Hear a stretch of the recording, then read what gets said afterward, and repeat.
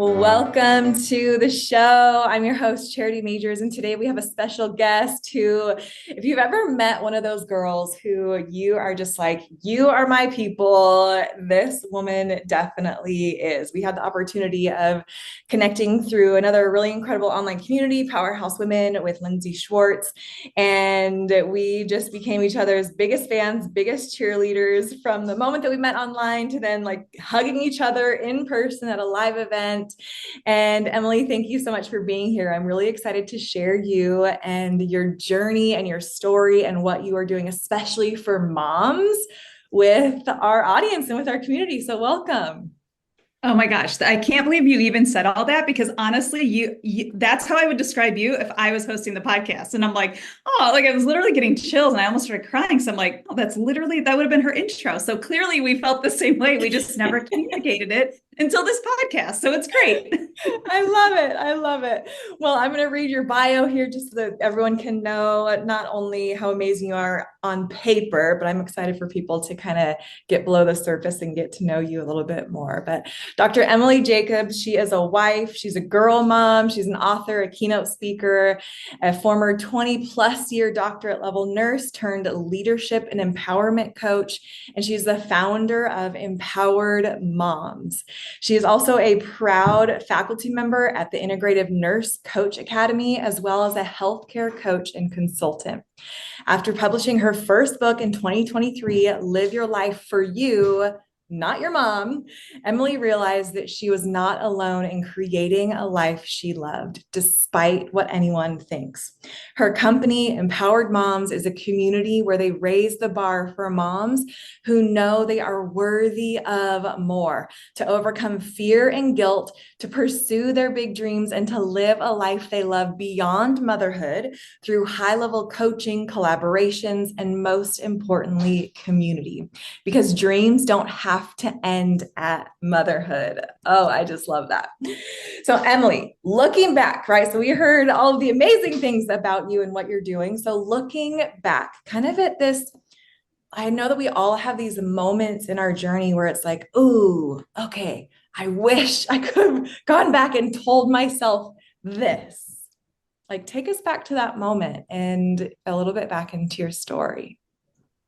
Oh yeah, this is a tough one and a good one. I'm getting like chills all day. This is going to be crazy. So what comes to mind first is like thinking back to my childhood is two things which are a little generic, but I want to go into it. One is the follow your heart, because your heart and your intuition and the beliefs that you have is truly what you're meant to do and what you're supposed to do, despite what anybody thinks, because no one can change that feeling. No one can dim that. Well, people can dim your light if you let them. And when I go back and almost think about the things I wish I knew or what I would tell my younger self is, I want to almost say like you were right, but I want to explain Totally. that. Um, but the truth is, and I want to explain that too, but the big one I want to talk about is that you can't change anybody. Yeah. And I wish I could understand that concept as a kid, and it's not your job to make anyone happy. So those two things kind of go together because, and this is not my mom's fault. And in my book, I talk about, I don't blame my mom for my past. Like we had a great past. It's just we were so different and we thought differently and we acted differently and we spoke differently. And that was really hard for her. But Mm. it wasn't for me. It's like that was my mom. I loved her no matter what. I didn't need us to be like best friends and be the same person. For her, that was really hard for her.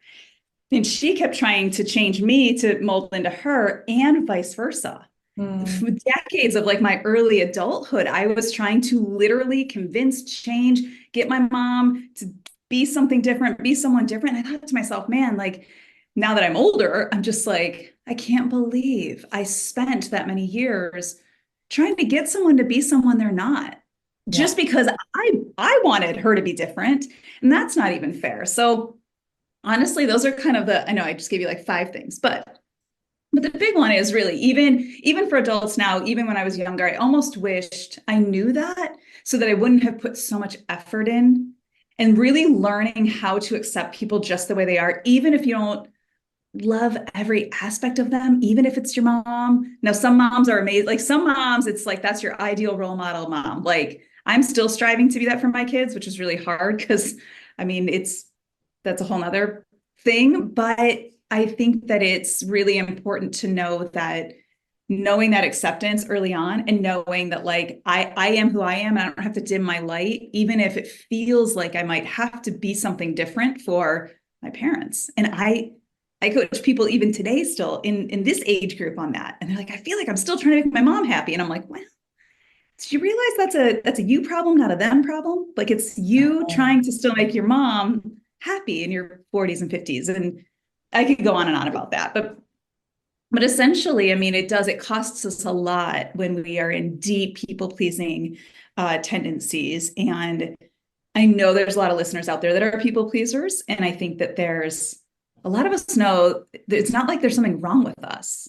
We just have to recognize when we've given past when it's starting to cost us our own peace and our own sanity. Like we have to learn that balance of, wait, I'm people pleasing a little too much right now. And I need to pull that back. Yeah, I love that. So, how do you think people pleasing shows up? Because I know for me, I definitely dealt with people pleasing in my past, and it was oh, well, maybe if I like pretend I'm like that girl, people will like me. Or if I show up in this way, people will accept me, or whatever that might mean. And it ended up for me, I used to have a lot of different masks and I lost who I was and I didn't even know the things that I liked. And for me, I ended up going what I joke as almost like this Pretty Woman moment. If you've ever seen the movie, she's like, I don't even know what eggs that I like because I have just been like just people pleasing all over the place. And so I had to go through this almost this unbecoming of what everyone else thought I should be, or all of the masks that I put. And I really had to figure out who I was and the gifts that I had been given and to pursue those. So for you, like, what was it like in those people pleasing tendencies? How do you find that even with the people that you work with that those show up, in case there's someone that's listening and they're like, oh, okay, I'm raising my internal hand right now, and I'm like, okay, you're calling me out in the best way, but that's a good thing, right? Because we don't, until we know better, we can't do better. And Yeah. I would love to hear just how that shows up in our lives. I think first and foremost, a lot of us do care what other people think. I mean, like if we really are being honest with ourselves, we do. I for sure For do. sure, for There's things sure. I do. Like I care what will you think of me. Like if I'm coaching someone, I care that you think I'm a good coach. Heck yeah, I do. And Yes. if it's also not in the right alignment, like I'm doing the best I can and it's not working with this person, then there is a way to let go and find another person for them, right?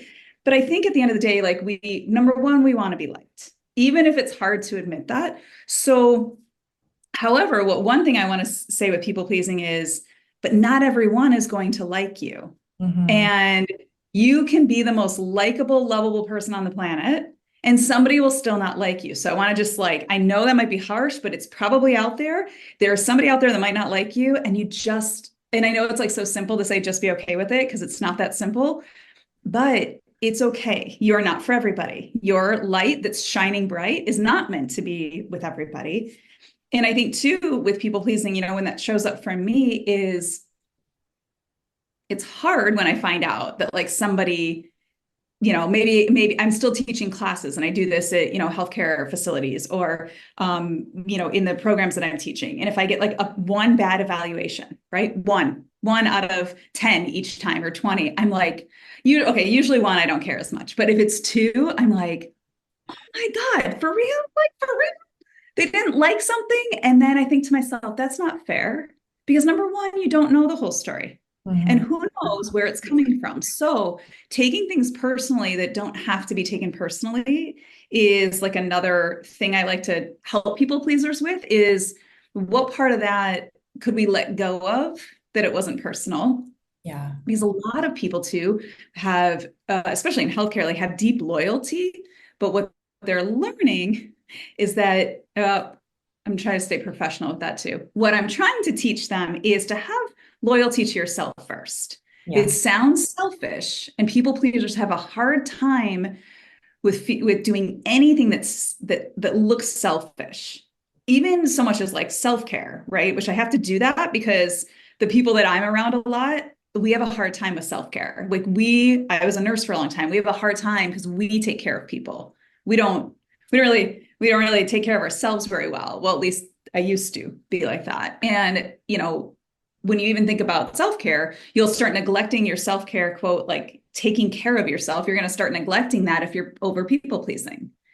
So one of the biggest things with that is before you're like committing to somebody, right? Or trying to make someone happy, which again, nothing wrong with that, Mhm. unless you've reached like your limit in that day or in that moment, because it will always cost you somewhere else. People saying yes over here, you've heard this probably from mentors, saying yes to one thing is a no to another thing. Well, Right. it's same thing with people pleasing. Like, well, I'm trying to make you happy. I'm going to like there's something on the other side that you're going to let go of. So is it making me happy? Is it my kids? Is it my job? Like who suffers? Maybe suffers is too strong, but where is it going to cost me if Yeah. I'm always, feeding into that? And for me as a kid, it cost me my confidence, it cost me my security, always trying to do things to make someone happy.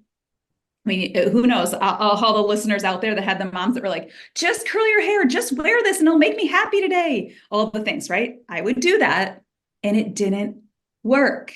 Right.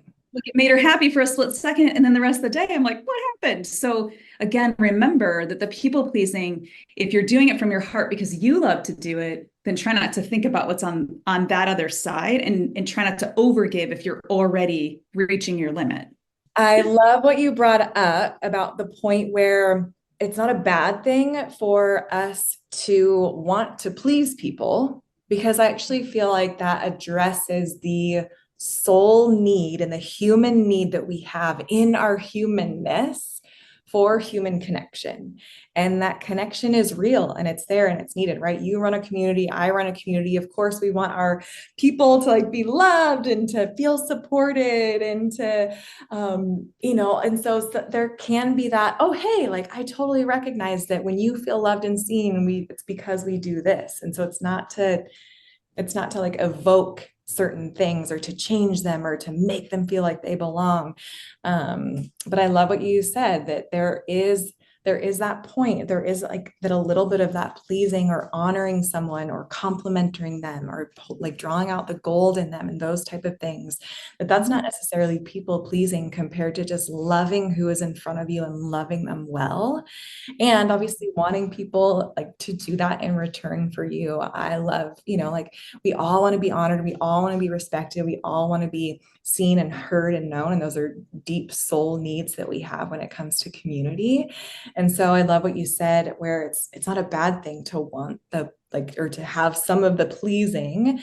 We just have to know, okay, what does that gauge look like for us, and what's that limit, and where does it go over the line of me changing who I be or changing who I am in order to earn someone else's Yeah. approval, or in order to like perform for someone else to see me, and like I'm jumping up and down and I'm trying to like be seen and all this different stuff that can happen, right? Yeah, no, I couldn't agree more. It's like at a point, it's when it starts costing you, right? And you said you kind of hit the nail on that. I mean, I love bringing joy. Like I love making things happy. Like I Totally. was a fixer for a long time in the hospital. Like I was like, okay, you have this problem, I'm going to help you fix it, right? This is what I am. And I think what I'm learning now is in being in the coaching world is my job is to help the person. I don't want to say fix because that was a little different, but help empower them to move Yeah. forward by either giving them tools, but again, remembering that it's not about me.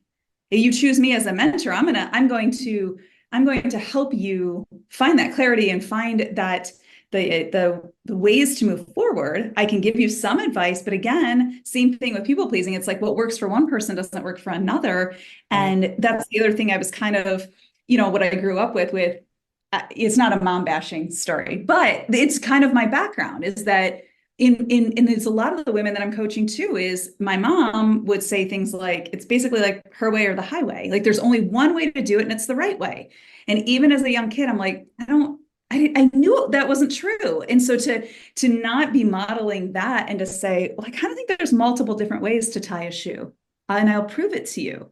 Yeah. And why does that way have to only be the right way? I mean, that's not one of the arguments. It's not worth going into some of them, but the truth is, I'm like, what I find is that when people are in that kind of controlling, manipulative type of mindset, which a lot of that generation had a hard time dealing with their feelings and emotions. I'm going on a tangent for sure now on this, but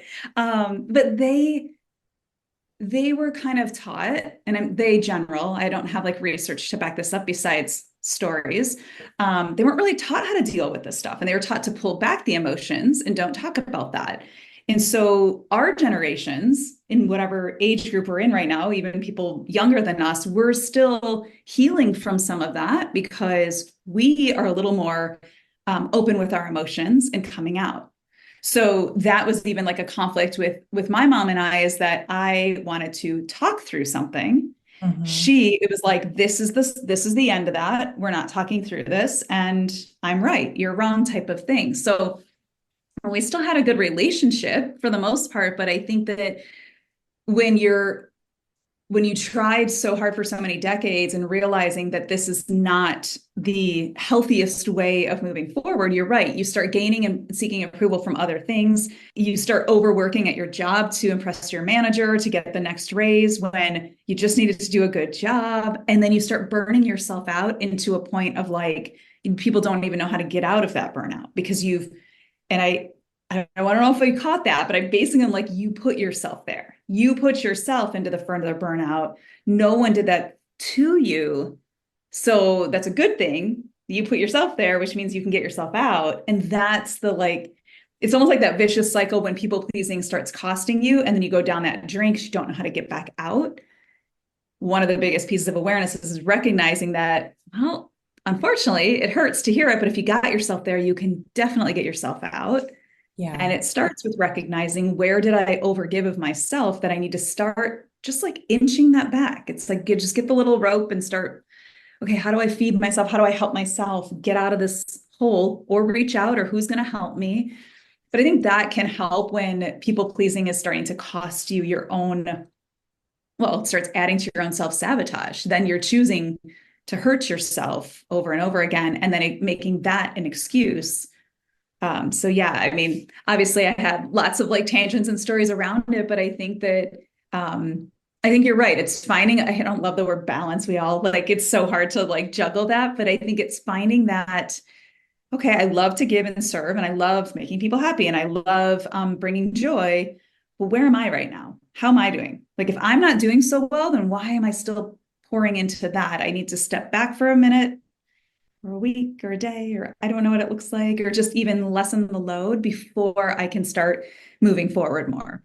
Right. And so I would assume it sounds like boundaries are super, super helpful in that situation. So maybe someone listening, they're finding, oh gosh, I am saying yes to all the things. I am hitting the burnout place. I am overwhelmed. I'm doing all the things to try and people please and to try and earn the whatever I'm feeling like I need to earn and people please. And so, how have you learned that boundaries help with this? Yeah, there's a phenomenal book, and I'll just show it on the screen because I don't even know what year it is. I literally need to email these guys because I talk about them every single day and they have no clue. But oh, I don't have like the best. This is what it looks like. It's called Boundaries. Yeah. Um, I think my brother sent me this book in my like late 20s, early 30s, let's say.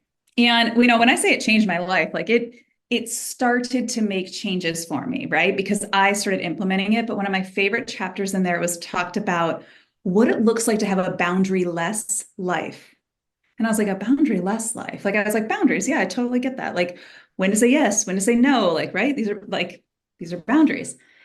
It was so fascinating that when I read that chapter, I was like, oh my gosh, this is me. Like, I have a boundaryless life. I have a boundaryless relationship with my mom. I feel so intimidated to tell her that, like, this is not okay.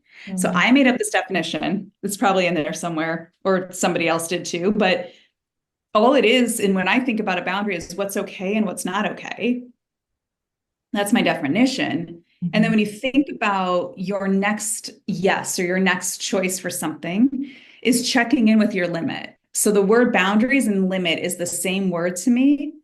And what that does is if you can communicate that limit or that boundary, maybe boundary is too harsh of a word, but if you can communicate that limit, what you've just done to your soul is self-respect and self-love just by communicating it.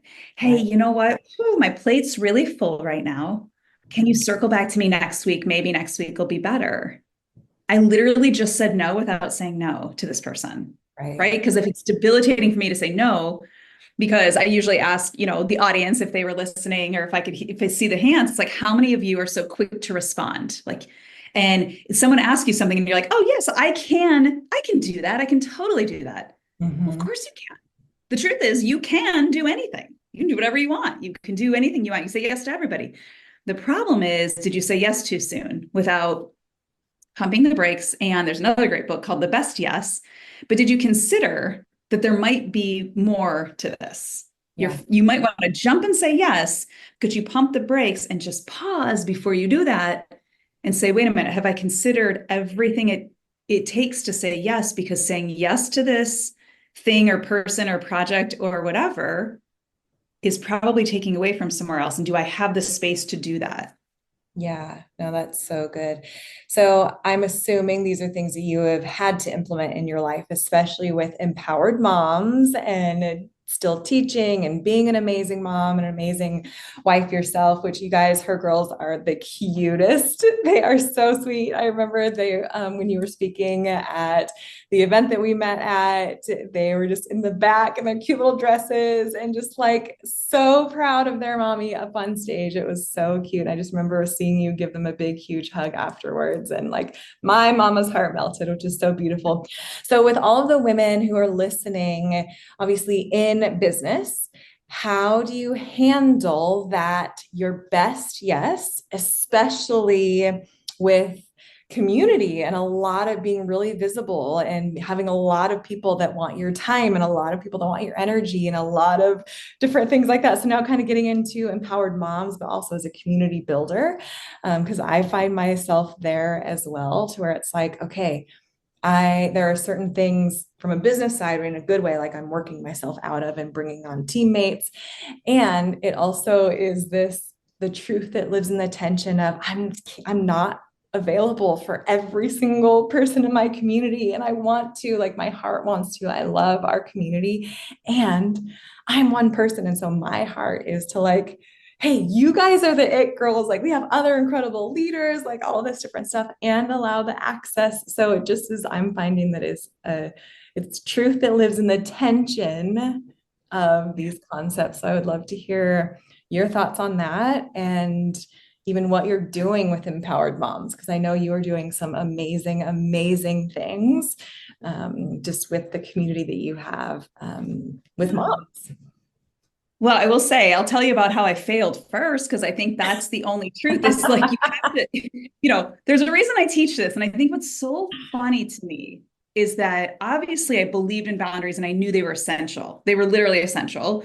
One of my first boundaries was with my mom. And it's a long, long, long story, which I won't go into that. But I remember she was like, how dare you? And I was like, I'm communicating a limit, mom, Right. and I need you to respect this. And I promise our relationship will get better if you do, from my perspective. And Yeah. it did. It actually really did. But it started small, but it had to be direct and it had to be done. That was the hardest You boundary had I to be think I ever willing set. to be misunderstood. And you need to be willing to disappoint. Come on. She was completely disappointed. How dare you Totally. not talk to me on the phone about blah, blah, blah, blah. I'm like, well, mom, it's giving me anxiety. It was about me. It's triggering me. Right. You're you. And that's when the acceptance came. So it's like learning that was probably one of the hardest ones I had ever done. Now, with moving forward, what was interesting is that I believed in it so much, but I was struggling with being good at it. Right. So then I get asked to start teaching it because I was like, boundaries. Yeah, no, everyone needs them. It's how we get out of burnout. But I was still in burnout. And I think it's so comical to me that one of my coaches back in the day would say, you teach what you need most sometimes. Yeah. And somebody said another quote, which was like, people that do can and people that don't teach, which is totally not true. But it was funny to me at the time. I'm like, Oh my gosh, that's totally me. I can't tell you how many lectures I had given on boundaries before it finally was like, and I'll never forget, my husband walked by one time and then he told me at dinner, he's like, do you hear yourself? Like what you're teaching those people? Like, why aren't you doing that? And I'm like, oh, like almost like it's for them, not me. And it was so painful for me to start setting my time boundaries. So that's kind of why I'm going to get into like with my business and all that, because it was almost as if like, oh, I had learned that before. It's good enough. No, it definitely wasn't. It was costing me time with my family and things like that. And so, I think the hardest part about being an entrepreneur and a mom is, again, I don't love the word balance, but is creating the intentional time. Right. Summer looks different for us than the rest of the school year. So for me, this summer, I had to decide, okay, well, there's 12 weeks of camp I can put my kids in or not. And then it's like a mismatch match of like daycares and childcares and some camps here and there. And so I thought to myself, well, if I'm not going to put them in 12 weeks of camp, then I'm not going to be able to work as much. So where do we pull back on that? And I don't think my community even noticed that I pulled back. But that's the point, is that how do you make it run smoothly, Mhm. right? So that, and maybe not, maybe it does. Maybe it's Empowered Moms taking a 3-month break. You know what I mean? I just didn't want to do it that way. But it's intentional creation of time, which you do own, which you do have, which anyone that complains I don't have enough time, just call me. We'll sit and chat about it because I'm with you on that some days, right? There are days where I want to put more time and energy into the business, and other days where it's like, well, this was being with my family day. Yeah. So, I think that's one of the hardest boundaries, I think, for business owners, and especially business owners who are moms, is when they say like the words, how do you do it all? I'm like, well, you don't do it all the time. Yeah. And it is like, my planner and I basically we hug each other all day long. Like I got to look at my planner all the time because I'm either like rearranging other things to fit. And also a piece of advice with that is, well, it's like the don't do what I did. Don't overschedule, Yeah. right? Don't overschedule yourself because then there's no room for maybe a beautiful creation or a collaboration that was supposed to happen. Yeah. And if you start feeling overwhelmed with the schedule, then take a pause and start going back to it and saying, okay, well, today I can't change anything, but what about tomorrow or the next day? Right. And the crazy thing is, I feel like, whatever people believe in, God or the universe, like I believe in God. Like literally Monday, I was just like, how am I going to get to this appointment and then do that?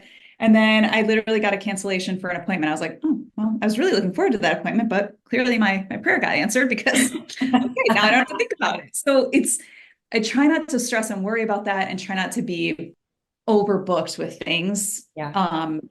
And I know that can be hard too. So there isn't like one answer for that, but it is being intentional with that. And if you need more help, how do you get creative of getting more help? Yeah. I started finding like mothers helpers in the neighborhood. So I work upstairs in my office. Why can't a 12-year-old, or I don't know what the babysitting ages are for everybody, but like they'll come play with my kids, right? Okay. So, there's ways where I think we can, when we're not so stressed and overwhelmed, and we can pull the onion back. I mean, I was scheduling a lot of play dates last summer. That was tricky because kids can get sick. So I was like, I need more other types of childcare. But there are ways. And when you can pull yourself back from that stress response, you might start seeing a different way. And again, communicating that limit, if you have a partner or a spouse or even a parent, like another, maybe the grandma and grandpa, an aunt and uncle, is communicating, hey, would it ever be possible for this to happen or this to look like that? Because they might have just been waiting for you to ask them. But Right. so many of us have a hard time asking for help. At the same time, so many of us have a hard time receiving when it's offered because we fear that people think we can't handle it. And so when someone offers, like, hey, do you need some help with the kids? Oh, no, I'm totally fine. Yet I was just whining to my other friend that I'm not fine. Why Right. can't we just be honest and say, well, actually, yeah, do you want to take the kids tomorrow? And then maybe I'll take your kids next week. Totally. It's all the give and take. And it's such a beautiful synergy when people can just like let go and then receive and then ask and then accept. And then, there's so much beauty out there, but we get afraid to put ourselves out there too. And that can help with boundaries and with time management.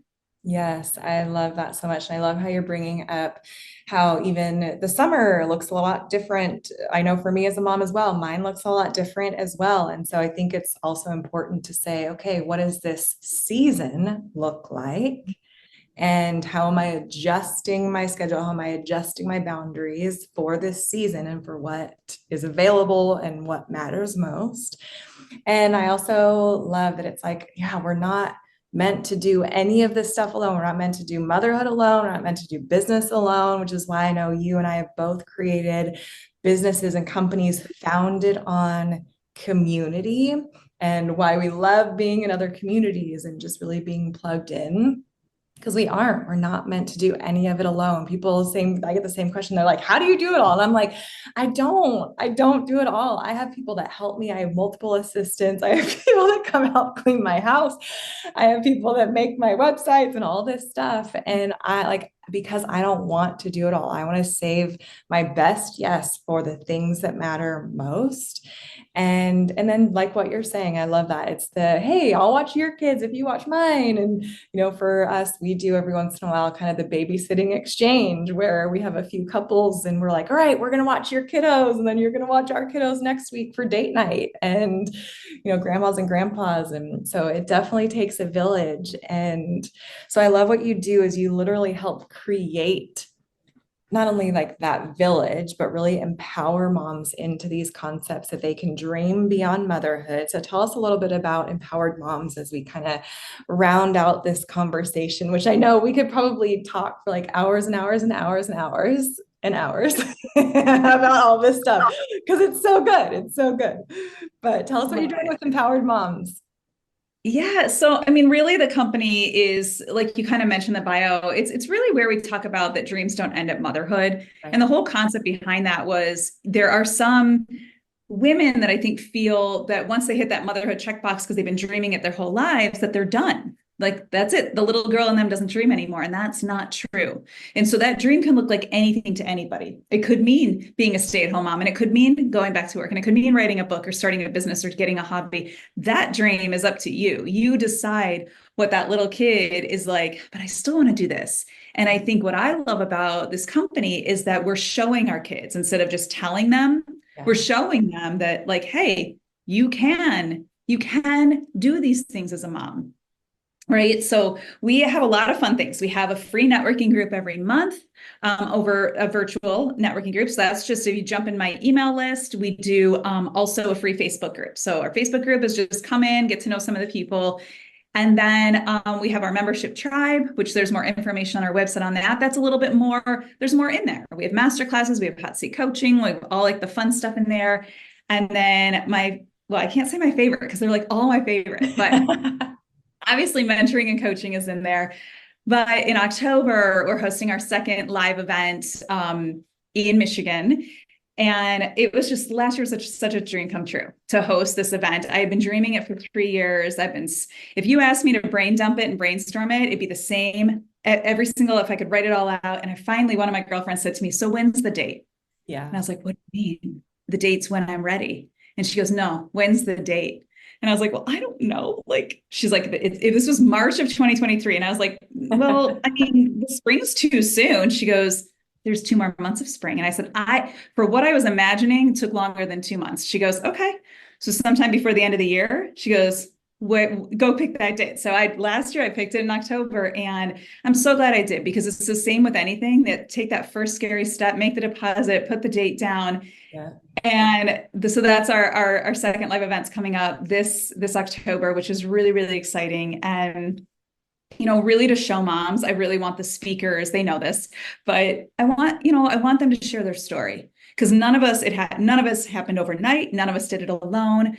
And we all did it with literally taking the one step, and our one steps all look different. And I love the fact that these women are going to pour into our communities and show them that it's possible. And then also like we're there to hold your hand too. Like we're not going to let you hang. Charity, you have communities. We came from communities. It's like that's the best part is to see the collaborations that happen outside our community meetings and our networking groups is like, oh, well, we met at Empowered Moms. I'm like, I've never like I hadn't even met this person and they heard of our company. And it's just such a beautiful, that's what I want people to feel. And Yeah. when they think of empowered moms, I want them to know that there's a community out there and that we're here for you. And then we also know we're not for everybody too. Like there's some moms that are like, are you guys just like all really unhappy with your lives? I'm like, that is actually not it. I've had someone ask me that. And I was like, I'm so glad you asked me that. Yeah. I'm so glad you asked me that because it isn't for everybody. And I love that people are bold enough to do that.